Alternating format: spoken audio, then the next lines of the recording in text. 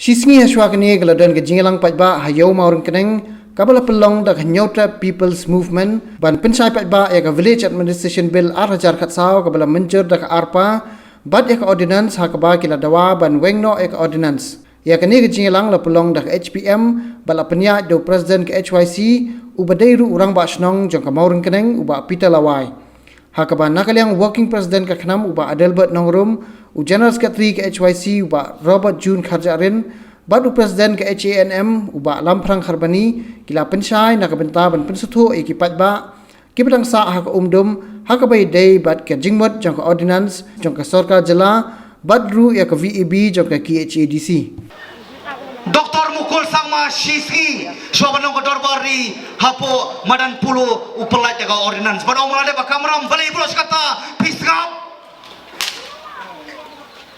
kabar pat nakaliang jongki MDC parlok MDC Shisngi ki khot jaga special session pada kejoga segi balong Dorbari lapen pas jubor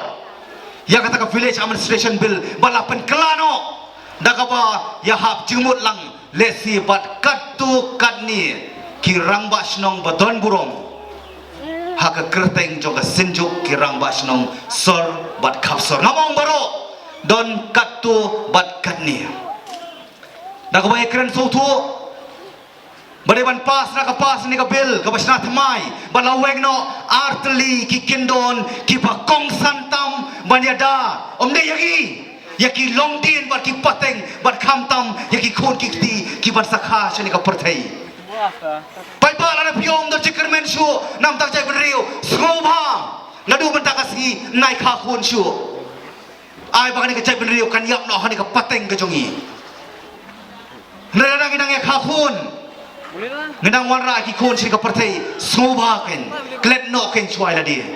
ya kalenti dakabal leni ledi ngenla sisa ban wanra ban saindur thamai yani kari berkacai penreu kejongi paiba hakitu ki por lapan mi akor khobor mangong baki rangba snong badon burong katu katni dako burong rangba snong ni bolong chong kunor mangong kidi kiksan rempei kirem dorbar pioman penbi ju paiba manong pas no nakapas ni kani suara amendment tibelai film pas suai ka arjar khatsau sawanra amendment sa penbha sa weng sa kentup lada dei ya kono kono ko penta